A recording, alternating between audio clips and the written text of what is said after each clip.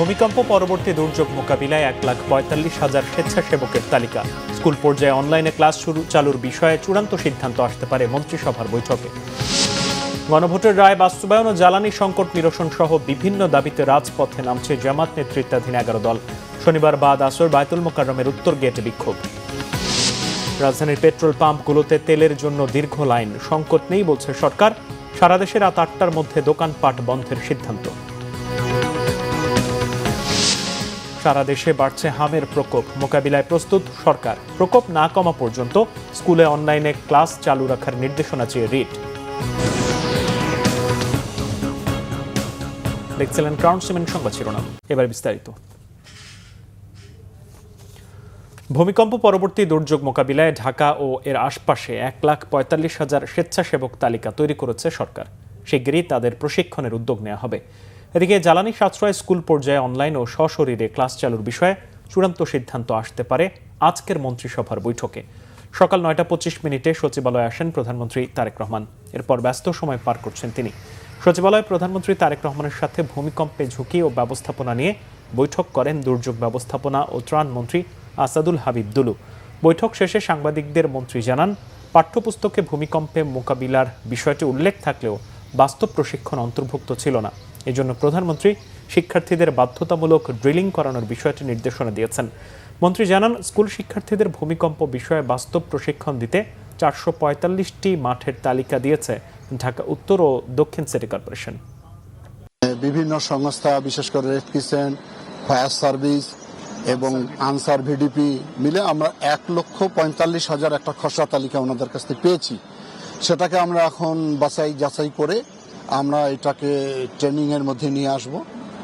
আর আমাদের এই ঢাকার দক্ষিণ এবং উত্তর মিলে প্রায় 445টি আশ্রয়স্থল চিহ্নিত করা হয়েছে।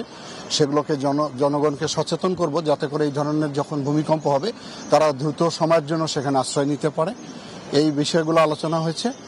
আর উনি আরও কিছু নির্দেশনা দিয়েছেন আমাদেরকে, সেগুলো নিয়ে আমরা কাজ করছি। আমরা হয়তো আবারও ওনার সঙ্গে এই ব্যাপারে মিলিত হব।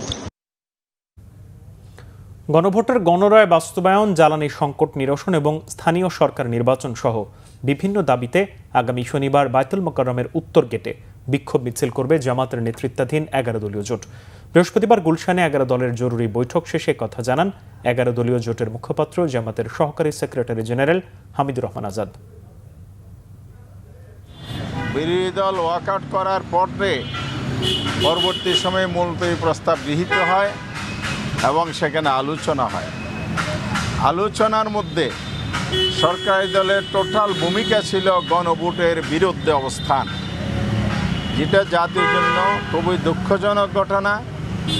এবং জুলাইয়ের বিপ্লব সংস্কার যে প্রতিশ্রুতির ভিত্তিতে এই অন্তর্বর্তী সরকার এবং নির্বাচন হয়েছে, সেটাকে অস্বীকার করা হয়েছে, জাতিকে অপমান করা হয়েছে, পক্ষান্তরে জাতির সাথে প্রতারণাও করা হয়েছে।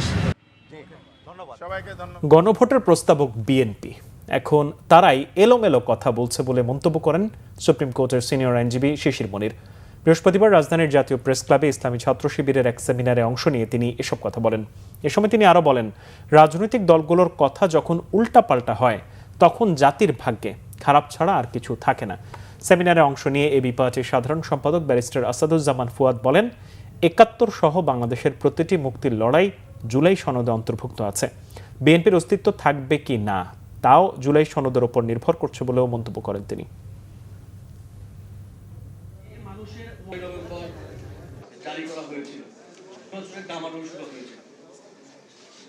যেই সংবিধানটা মানে গাঠনিক প্রসেসের ভিতরে একটা ইনলেজিটিমেট ডকুমেন্ট, সেইটাকে আপনি আমাদের আজকে 56 বছর পরেও থার্ড জেনারেশনের উপরে চাপিয়ে দিচ্ছেন the only basis to legitimize any uprising posthumously।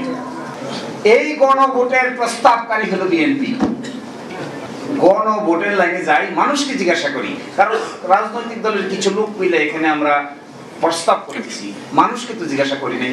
তখন অন্যরা বললে একটা কথা তো ঠিক, মানুষকে তো জিজ্ঞাসা করা হয়নি। তো মানুষকে জিজ্ঞাসা করা কি হবে, কিভাবে?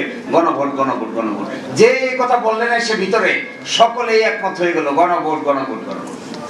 প্রস্তাবকারী লোক মানুষ, প্রস্তাবকারী দল এখন বলছেন গণভোটের আদেশ মানতে তারা বাধ্য নয়। বিএনপি চেয়ারম্যান তারেক রহমানের ঢাকার আসনটি রেখে ছেড়ে দেয়া বগুড়া ৬ সদর আসনে উপনির্বাচন আগামী ৯ এপ্রিল। আসনটিতে চলছে বিএনপি ও জামাতের প্রচারণা। গণসংযোগে ব্যস্ত প্রার্থীরা। যোগ্যতার পাশাপাশি এলাকার উন্নয়নে কাজে আসবেন এমন প্রার্থীকে ভাবছেন ভোটাররা। বগুড়া প্রতিনিধি আব্দুর রহিম বগুড়ার তথ্য ছবিতে বিস্তারিত। দেশের সবচেয়ে বড় আয়তনের একটি পৌরসভা, একটি উপজেলা ও 11টি ইউনিয়ন নিয়ে বগুড়া ৬ সদর সংসদীয় আসন। 12 ফেব্রুয়ারি নির্বাচনে আসনটিতে বিএনপি প্রার্থী দলের চেয়ারম্যান তারেক রহমান জামায়াত প্রার্থী অধ্যক্ষ আবিদুর রহমান সোহেলকে পরাজিত করে 2,18,000 ভোটে জয়ী হন। পরে ঢাকা 17 আসন রেখে এই আসনটি ছেড়ে দেন তিনি। আসন্ন উপনির্বাচনে আসনটিতে বিএনপি থেকে প্রার্থী হয়েছেন দলের জেলা কমিটির সভাপতি, বগুড়া পৌরসভার সাবেক চেয়ারম্যান মোহাম্মদ রেজাউল করিম বাদশা। জামায়াত থেকে আবারও প্রার্থী হয়েছেন আবিদুর রহমান সোহেল, আর বাংলাদেশ ডেভেলপমেন্ট পার্টি থেকে আলামিন। প্রচারণা ও গণসংযোগে কেউই পিছিয়ে নেই তারা। বগুড়া জনগণ 12 ফেব্রুয়ারিতে যেভাবে আমাদের মাননীয় প্রধানমন্ত্রী তারেক রহমানকে বিপুল ভোটে নির্বাচিত করেছিলেন, তারই প্রতিনিধি হিসেবে বগুড়া জনগণ আগামী 9 তারিখ আবারও ধানের শীষে বিপুল পরিমাণ ভোটে নির্বাচিত করবে এবং বগুড়ার মানুষ যে 16 বছর বঞ্চিত ছিল, অবহেলিত ছিল, বগুড়ার মানুষের যে বিভিন্ন সমস্যা ছিল সেগুলো সমাধান করবে। ইনশাআল্লাহ আমরা সবাই মিলে কাজ করব। মাননীয় প্রধানমন্ত্রীর নেতৃত্বে বগুড়া একটি আধুনিক জেলা বগুড়া হবে, বগুড়া একটি সিটি কর্পোরেশন হবে, বগুড়া একটি উন্নত জেলা হবে ইনশাআল্লাহ, এটা আমরা বিশ্বাস করছি। এবারের নির্বাচনে আমি মনে করি জনাব তারেক রহমান সাহেব নাই। আমি ছাত্র জীবন থেকেই বগুড়াবাসীর সাথে আছি, এখানেই আমার জন্ম, এখানেই বেড়ে ওঠা, এখানেই নারী প্রথা, এখানেই ছাত্র আন্দোলন, এখানেই স্বৈরাচার বিরোধী আন্দোলন, প্রতিটি গণতান্ত্রিক আন্দোলনের সামনের কাতারে ছিলাম। জনগণ আমাকে চেনেন। আমি বিশ্বাস করি এবারের নির্বাচনে জনগণ আমাকেই বিপুল ভোটে নির্বাচিত করবেন।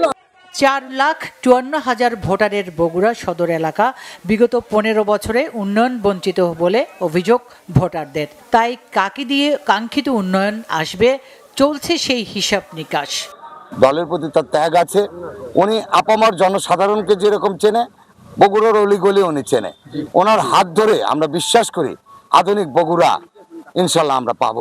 ইনশাল্লাহ আমরা বাড়ি বাড়ি যেটা পাচ্ছি সেটা হচ্ছে বিপুল ভোটে আবারও বগুড়ার জনগণ রেজাউল করিম বাদশাকে, ধানের শীষকে বিপুল ভোটে বিজয়ী করবে বলে আমরা আশা রাখি। এবং আমাদের যে 17 বছরে যে আমরা বঞ্চিত হয়েছি বগুড়াবাসী, আমরাও সেই চাওয়া পাওয়া আমাদের আছে। আমাদের এই উন্নয়নগুলো আমরা পিছনে পড়ে গেছি, আমাদের সেই উন্নয়নগুলো উনি আমাদের পরিপূর্ণ করবে। বগুড়া সদর আসনে বেগম খালেদা জিয়া ছাড়াও বিভিন্ন সময় জিতেছেন ব্যারিস্টার জমিরুদ্দিন সরকার, মির্জা ফখরুল ইসলাম আলমগীর ও গোলাম মোহাম্মদ সিরাজ। সেই বিবেচনায় বগুড়া 6কে দেখা হয় ভিভিআইপি আসন হিসেবে। Bangla Vision News desk. সাবেক প্রধানমন্ত্রী শেখ হাসিনার বিরুদ্ধে দেয়া মৃত্যুদণ্ডের রায় বাতিল চেয়ে যুক্তরাজ্য ভিত্তিক আইনি সংস্থা কিংসলি অ্যাপলের কোনো চিঠি প্রসিকিউশন বা ট্রাইব্যুনাল রেজিস্ট্রার কার্যালয়ে পায়নি বলে জানিয়েছেন চিফ প্রসিকিউটর। শেখ হাসিনার পক্ষে ট্রাইব্যুনালে চিঠি পাঠানো হয়েছে বলে সংবাদ প্রকাশিত হয়েছে।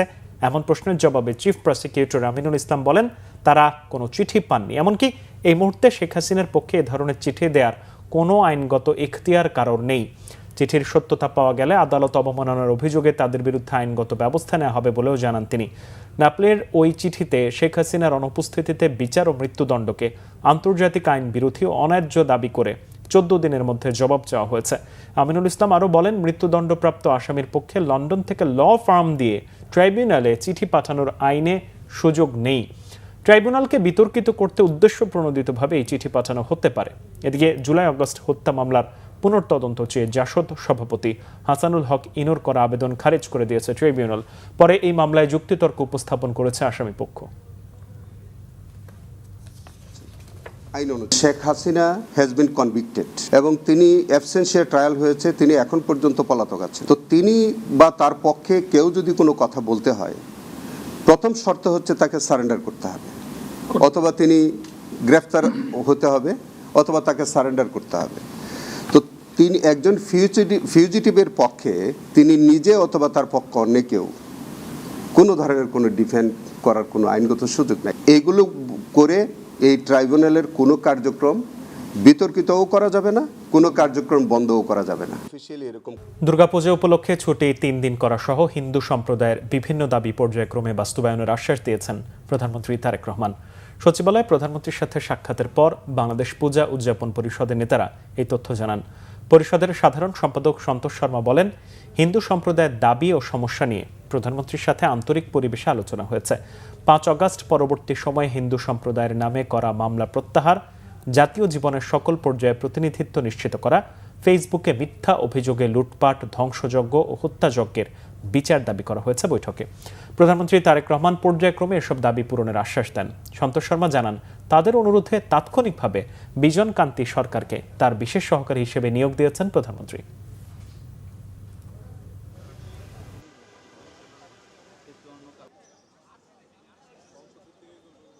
আমাদের লোকজনের জাতীয় জীবনের সকল ক্ষেত্রে আনুপাতিক হারে প্রতিনিধিত্ব এনশিওর করা, তারপর ফেসবুকে নানান রকম মিথ্যা প্রচারণার অভিযোগে যে সমস্ত হত্যাকাণ্ড, যে সমস্ত লুটপাট এবং ধ্বংসযজ্ঞ হয়েছে সেগুলোর বিচার চেয়েছি আমরা।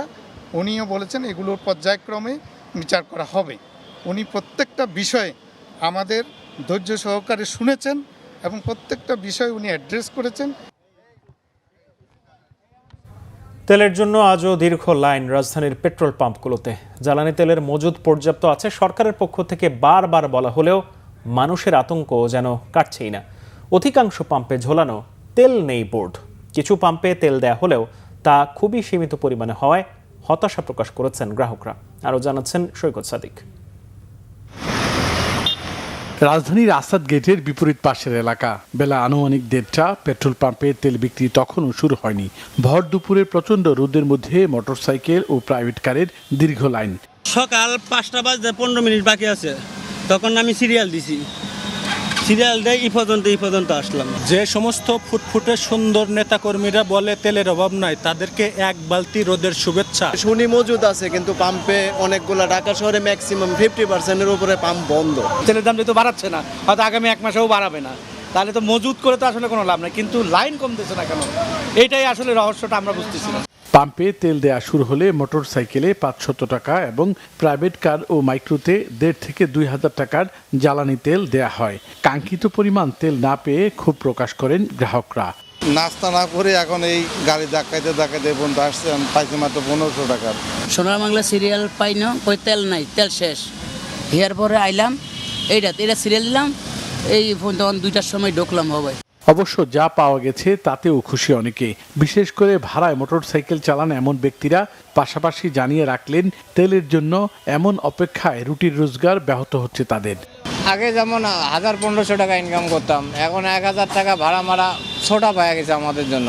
চাকরির মাঝে তো আসলে এভাবে নেওয়া তো সম্ভব না। আর এমন একটা সময় জব শেষ হয়, সেই সময় এসে লাইনে দাঁড়ালে দেখো তেল থাকতেছে না। পর্যাপ্ত পরিমাণ তেল রয়েছে সরকার থেকে এমন ঘোষণা দেয়া হলেও ডিপো থেকে তেল প্রাপ্তির উপর ভিত্তি করে পাম্পে বিক্রি চলে। এখনো এই মুহূর্তে মনে হয় 25-30% সেল ডাউন আপ আছে আমার। অন্যান্য সময় থেকে 30% সেল এখন বেশি হচ্ছে। তাও কিন্তু আমি সকালে আমার তেল থাকে না। আমি যেটা পাচ্ছি, যেমন আজকে আমি 36,000 যেটা পেলাম, সেখান থেকে ধরেন আমার সেল করতে করতে একটা পর্যায়ে ভোর রাতে বা শেষের দিকে শেষ হয়ে যায়। আবার যখন নতুন করে তেল, আবার ডেলি তো তেল আসতেছে, তখন আবার আমি রিস্টার্ট করতে পারি। প্রয়োজনের তুলনায় বেশি করে তেল সংগ্রহ করে মজুদ রাখা, পাম্প সংশ্লিষ্ট এবং সরকারের এই দাবি মানতে নারাজ গ্রাহকরা। তেলের সুষ্ঠু ব্যবস্থাপনায় সরকারকে আরও নজরদারির তাগিদ দিয়েছেন তারা। সৈকত সাদিক, বাংলা ভিশন, ঢাকা।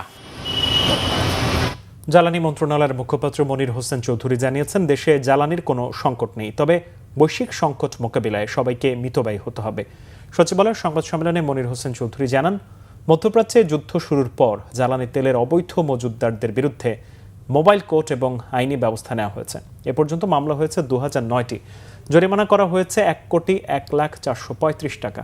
জ্বালানি তেল উদ্ধার হয়েছে 3,72,388 লিটার। তিনি জানান, অবৈধ মজুতদারদের বিরুদ্ধে কঠোর ব্যবস্থা অব্যাহত থাকবে। লোডশেডিং কমাতে জ্বালানি মন্ত্রণালয় বিদ্যুৎ কেন্দ্রগুলোর চাহিদা অনুসারে গ্যাস সরবরাহ করবে বলে জানান মুখপাত্র মনির হোসেন চৌধুরী। জ্বালানি তেল সংকটে উত্তরাঞ্চলের 150 ফিলিং স্টেশন, মোটরসাইকেল সহ বিভিন্ন ধরনের যানবাহনের লম্বা লাইন লেগেই আছে পাম্পগুলোতে। তেল ডিপোতে পর্যাপ্ত তেলের মজুদ থাকলেও এক শ্রেণীর অসাধু ভোক্তার কারণে এমন পরিস্থিতি তৈরি হয়েছে, অভিযোগ পাম্প মালিকদের। আর রেশনিং পদ্ধতিতে তেল সরবরাহ করায় অনেক পাম্প বন্ধ। রংপুর থেকে জুয়েল আহমদের রিপোর্ট, ক্যামেরায় শাহনেওয়াজ জনি।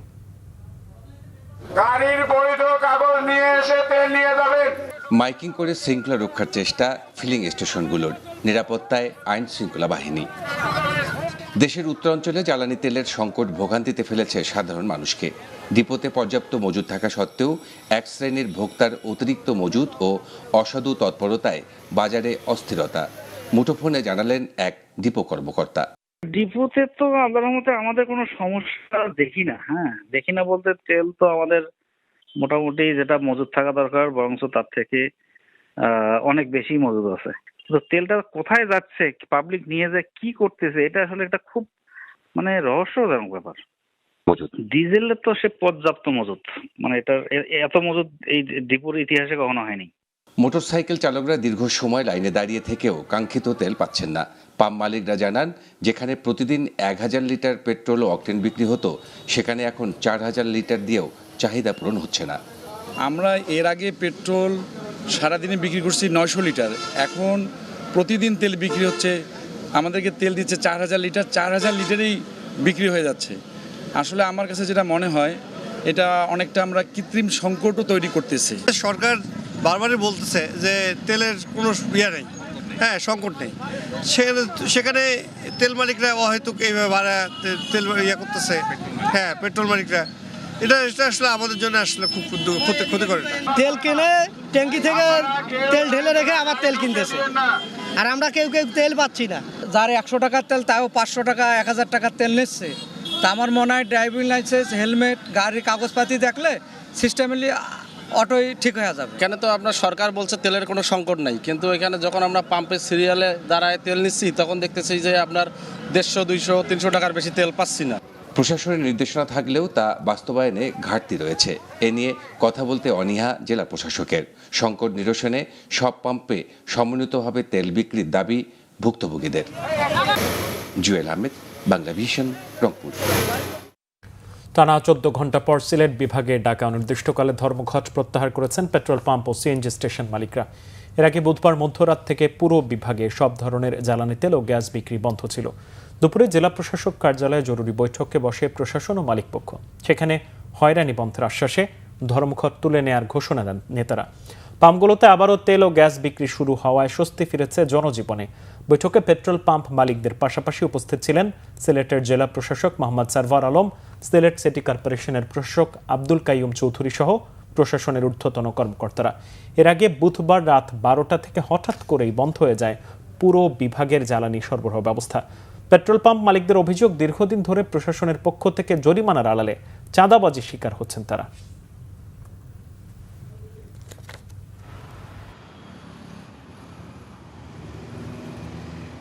আমাদের সব দাবি দেওয়া শুনছে এবং উনি আশ্বাসের পরিবর্তে আসে, উনি ডাইরেক্ট বলেছে এটা হবে না ইনশাল্লাহ।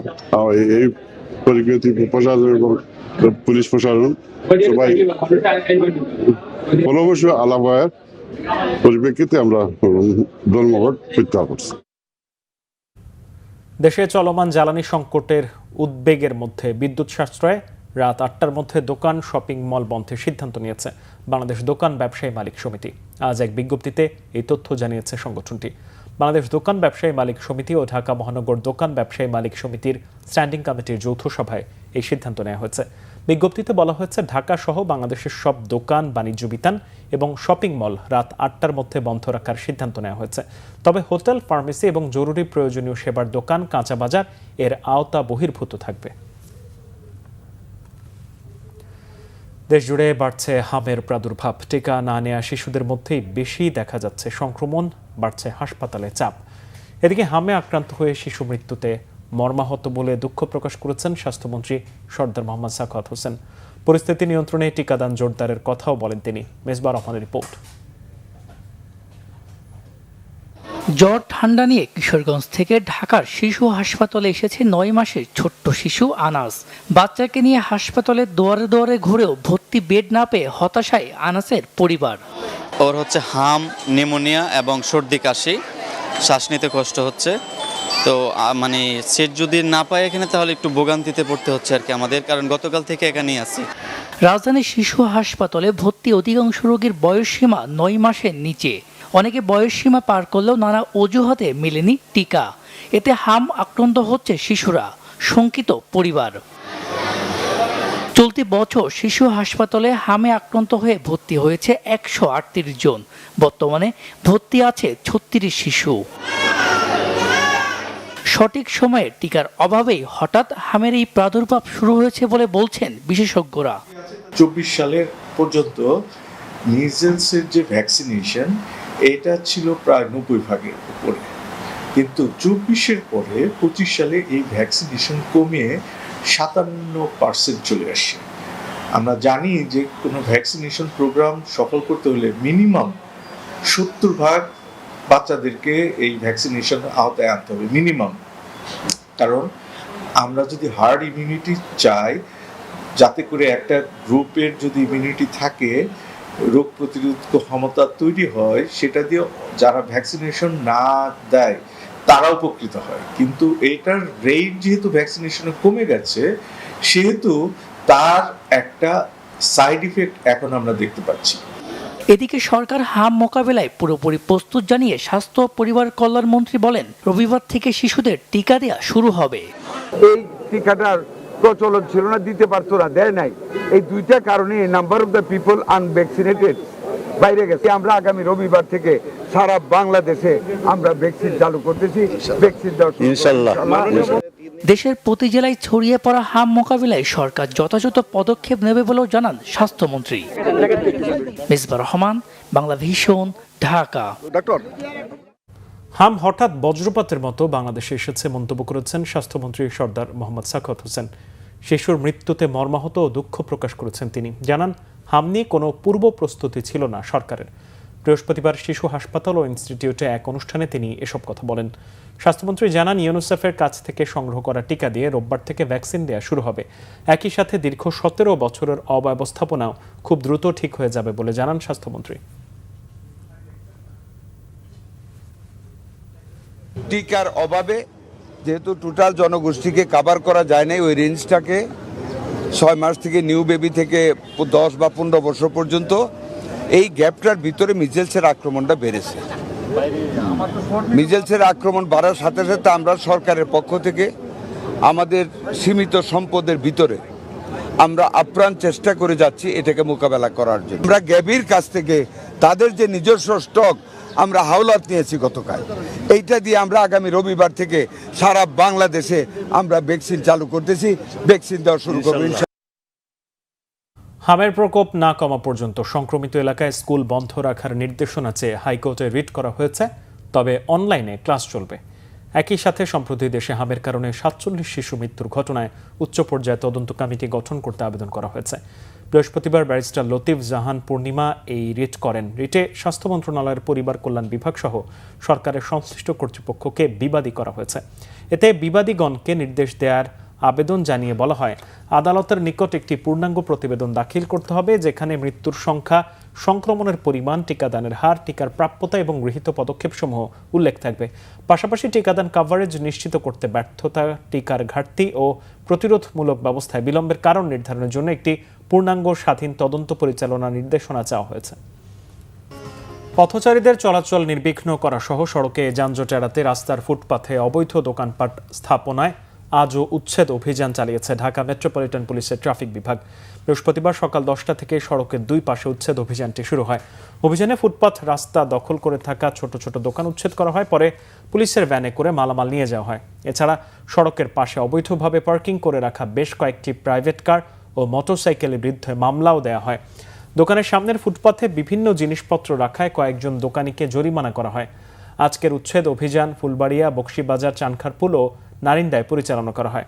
গেল 23 মার্চ থেকে গণবিজ্ঞপ্তি দেওয়া হয়েছিল। গণবিজ্ঞপ্তি পেয়ে অনেকে ফুটপাথ থেকে সরে গেছেন। এরপরও যারা রয়ে গেছেন তাদের সতর্ক করা হয়েছে।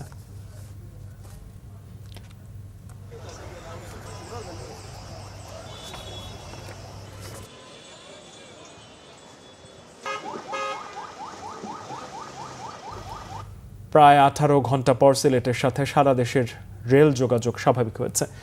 ঘটনা তদন্তে 5 সদস্যের বিশিষ্ট কমিটি গঠন করা হয়েছে। বৃহস্পতিবার বিকাল 4টার দিকে ট্রেন চলাচল স্বাভাবিক হয়। প্রায় 14 ঘন্টা চেষ্টায় 2টি ওয়াগন উদ্ধার করা হয়েছে। এখনও বাকি আছে আরও 4টি ওয়াগন। এদিকে 5 সদস্য বিশিষ্ট কমিটিকে আগামী 3 দিনের মধ্যে রিপোর্ট দেওয়ার নির্দেশ দেওয়া হয়েছে বলে জানান বিভাগীয় রেল ব্যবস্থাপক ABM কামরুজ্জামান। তদন্ত রিপোর্ট পাওয়ার পর আইনগত ব্যবস্থা নেওয়া হবে। দুর্ঘটনার বিষয়ে রেলওয়ে কর্তৃপক্ষ জানায়, বুধবার রাত 9টায় হবিগঞ্জের মাধবপুর মনতলায় তেল ভর্তি ট্রেন লাইনচ্যুত হয়। খবর পেয়ে রাত 2টায় আখাউড়া ও ঢাকা থেকে উদ্ধারকারী 2টি ট্রেন ঘটনাস্থলে যায়। প্রায় 18 ঘন্টার চেষ্টা চালিয়ে 4টি ওয়াগন উদ্ধার করা হয়েছে। একটি ওয়াগন ব্রিজের নিচে ডোবায় পড়ে যাওয়ায় সেটি পরে উদ্ধার করা হবে বলে জানিয়েছে রেলওয়ে কর্তৃপক্ষ। বর্তমানে ট্রেন চলাচল স্বাভাবিক রয়েছে। এরই মধ্যে উপবন, পাহাড়িকা এবং পারাবত সহ ট্রেনের শিডিউল বিপর্যয় হয়েছে। এদিকে নিরাপত্তা নিশ্চিতে ঘটনাস্থলে সার্বক্ষণিক ছিল সেনাবাহিনী, বিজিবি ও পুলিশ। জয়পুরহাটে হঠাৎ করে ডায়রিয়ার প্রকোপ বেড়ে গেছে। গত 3 দিনে ডায়রিয়া আক্রান্ত হয়ে 100-রও বেশি রোগী ভর্তি হয়েছে জেনারেল হাসপাতালে, যাদের বেশিরভাগই শিশু।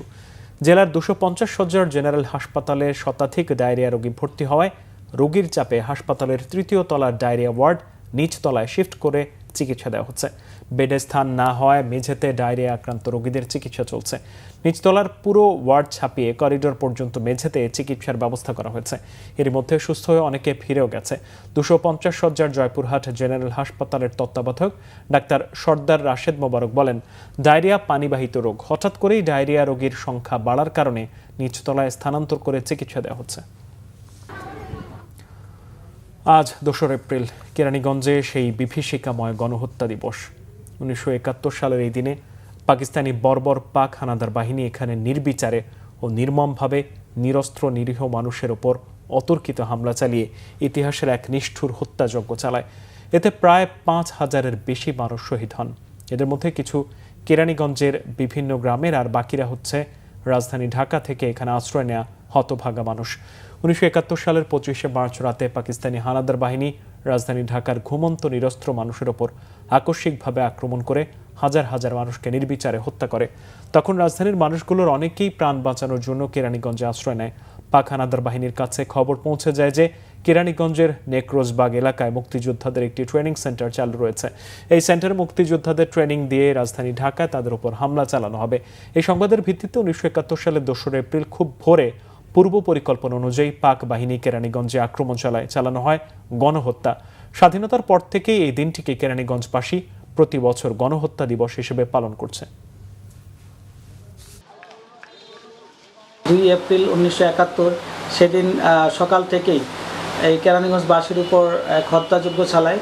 তো যার ফলশ্রুতিতে এই দিনটিকে স্মরণ করার জন্য কেরানীগঞ্জবাসী এই দিনটিকে কেরানীগঞ্জে গণহত্যা দিবস হিসাবে 2 এপ্রিলকে স্বীকৃতি দিয়েছে এবং এটা প্রতি বছরই এই 2 এপ্রিলকে আমরা গণহত্যা দিবস হিসাবে কেরানীগঞ্জবাসী প্রতিপালন করি।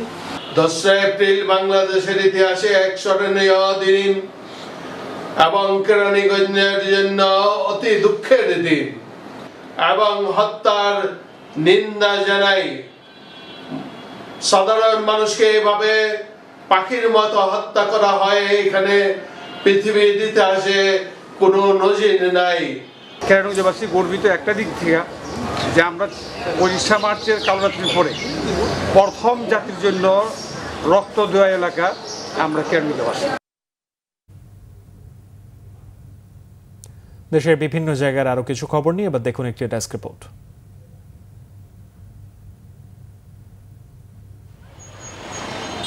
কেরানীগঞ্জে যথাযোগ্য মর্যাদায় 2 এপ্রিল গণহত্যা দিবস পালিত হয়েছে। দিবসটি পালন উপলক্ষে শহীদদের স্মরণে সকালে জিঞ্জিরার মনুবে পাড়ির ঢালে শহীদ স্মৃতিস্তম্ভে শ্রদ্ধা জানায় কেরানীগঞ্জ উপজেলা প্রশাসন, প্রেস ক্লাব, দক্ষিণ কেরানীগঞ্জ থানা বিএনপি, গণসংহতি আন্দোলন, কেরানীগঞ্জ ক্রীড়া উন্নয়ন পরিষদ ও জিঞ্জিরা ইউনিয়ন পরিষদ সহ বিভিন্ন রাজনৈতিক, সামাজিক ও সাংস্কৃতিক সংগঠন। এছাড়া দিবসটি উপলক্ষে বিভিন্ন রাজনৈতিক, সামাজিক ও সাংস্কৃতিক সংগঠনের উদ্যোগে আলোচনা সভা ও দোয়া মাহফিলের আয়োজন করা হয়। সাভারে ভাকুরতা, আমিনবাজার ও তেঁতুলঝোড়া ইউনিয়নে প্রান্তিক ক্ষুদ্র কৃষকের মাঝে 2025-26 অর্থ বছরে খরিফ এক মৌসুমে উফশি আউশ ফসলের আবাদ ও উৎপাদন বৃদ্ধির লক্ষ্যে কৃষি প্রণোদনা কর্মসূচির আওতায় বীজ ও সার বিতরণ করা হয়েছে। ভাকুরতা ইউনিয়ন পরিষদ মাঠে আয়োজিত এই অনুষ্ঠানে প্রধান অতিথি ছিলেন ঢাকা 2 আসনের সংসদ সদস্য আমানুল্লাহ আমান। খুলনার বয়রায় নবনির্মিত কর ভবনের উদ্বোধন করা হয়েছে। এর উদ্বোধন করেন হুইপ ও খুলনা 3 আসনের এমপি রকিবুল ইসলাম বকুল। এ সময় কর না বাড়িয়ে করদাতাদের সংখ্যা বাড়ানোর আহ্বান জানান তিনি। এতে সভাপতিত্ব করেন জাতীয় রাজস্ব বোর্ডের চেয়ারম্যান আব্দুর রহমান খান। লালমনিরহাট জেলা পরিষদের নবনিযুক্ত প্রশাসক হিসেবে দায়িত্ব বুঝে নিলেন জেলা বিএনপির যুগ্ম সম্পাদক এ.কে.এম. মমিনুল হক। জেলা পরিষদ কার্যালয়ের প্রধান নির্বাহী কর্মকর্তা আমিনুল ইসলাম তাকে দায়িত্ব বুঝিয়ে দেন। তিস্তা শ্যামাসুন্দরী খাল সহ রংপুর বিভাগের প্রকৃতি ও পরিবেশ রক্ষায় দুদিনের বিভাগীয় পরিবেশ সম্মেলন শুরু হয়েছে রংপুরে। স্থানীয় টাউন হল রুমে পরিবেশবাদী যুব সংগঠন গ্রিন ভয়েসের আয়োজনে কর্মসূচির উদ্বোধন করেন সিটি প্রশাসক অ্যাডভোকেট মাহফুজুন নবী ডন। সংগঠনের বিভাগীয় সমন্বয়ক রবিউল ইসলামের সভাপতিত্বে বক্তব্য দেন গ্রিন ভয়েসের প্রধান সমন্বয়ক আলমগীর কবির, অধ্যাপক শাশ্বত ভট্টাচার্য, ডক্টর তুহিন ওয়াদুদ, সাংবাদিক জুয়েল আহমেদ ও মাজহারুল মান্নান। সেমিনারে বিভাগের 8 জেলার বিভিন্ন পর্যায়ের শিক্ষার্থীরা অংশ নেয়। ফরিদপুরের ভাঙ্গায় নদী খনন কর্মসূচির উদ্বোধন করা হয়েছে। ঘাড়োয়া ইউনিয়নের রশিদপুরায় এই নদী খনন কর্মসূচির উদ্বোধন করেন প্রধানমন্ত্রীর জনপ্রশাসন বিষয়ক উপদেষ্টা মোহাম্মদ ইসমাইল জবিউল্লাহ। এ সময় সংসদ সদস্য শহীদুল ইসলাম বাবুল, জেলা প্রশাসক কামরুল ইসলাম মোল্লা, পুলিশ সুপার মোহাম্মদ নজরুল ইসলাম তার সাথে ছিলেন। মাদক ও চাঁদাবাজদের বিরুদ্ধে জিরো টলারেন্স নীতি ঘোষণা করেছেন চট্টগ্রাম মেট্রোপলিটন পুলিশের নবাগত কমিশনার হাসান মোহাম্মদ শওকত আলী। সিএমপি কার্যালয়ে আয়োজিত মতবিনিময় সভায় কমিশনার আরও বলেন, চট্টগ্রাম মেট্রোপলিটন পুলিশের কোনো সদস্য অপরাধে যুক্ত থাকলে তাদেরও ছাড় দেওয়া হবে না। এছাড়া নগরীতে কিশোর গ্যাংয়ের তৎপরতা রোধে বিশেষ অভিযান পরিচালনা করা হবে। ঝালকাঠির রাজাপুর উপজেলায় বিপুল পরিমাণ অবৈধ পলিথিন সহ 2টি মিনি ট্রাক জব্দ করেছে উপজেলা প্রশাসন। রাজাপুর উপজেলার মেডিকেল মোড় এলাকায় অভিযানে একটি রিসাইক্লিং প্লাস্টিক কারখানার সামনে থেকে এসব জব্দ করা হয়। ঝিনাইদহে মঞ্চিত হয়েছে পালানাট্য পালাকারের মৃত্যু। মহান স্বাধীনতা দিবস উপলক্ষে শহরের কেন্দ্রীয় শহীদ মিনারের পাদদেশে মঞ্চায়িত হয় এই নাটক। ঝিনেদা থিয়েটারের আয়োজনে লামিয়া ঐশ্বর্য রচনা ও নির্দেশনায় এ পালানাট্যে অংশ নেন 11 জন নাট্যকার। Nazneen Akhtar, Bangla Vision News desk. সংবাদ শেষ করব ক্রাউন সেভেন শিরোনামগুলো আরো একবার জানিয়ে।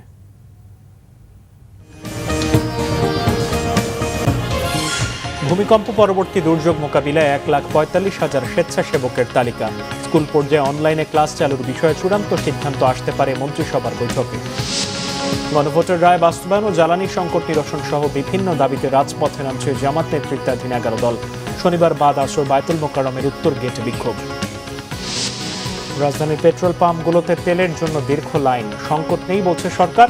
সারা দেশে রাত 8টার মধ্যে দোকানপাট বন্ধের সিদ্ধান্ত। সারা দেশে বাড়ছে হামের প্রকোপ, মোকাবিলায় প্রস্তুত সরকার। প্রকোপ না কমা পর্যন্ত স্কুলে অনলাইনে ক্লাস চালু রাখার নির্দেশনা চেয়ে রিট। এ ছিল এখনকার মতো। পরের সংবাদ সন্ধ্যা 7:30টায় দেখার আমন্ত্রণ রইল। এছাড়া বাংলাদেশের সংবাদ ও সংবাদ সংশ্লিষ্ট অনুষ্ঠানটিকে ভিজিট করুন www.bbnews24.com ও facebook.com/bangladeshinews এবং সাবস্ক্রাইব করুন youtube.com/bangladeshinews।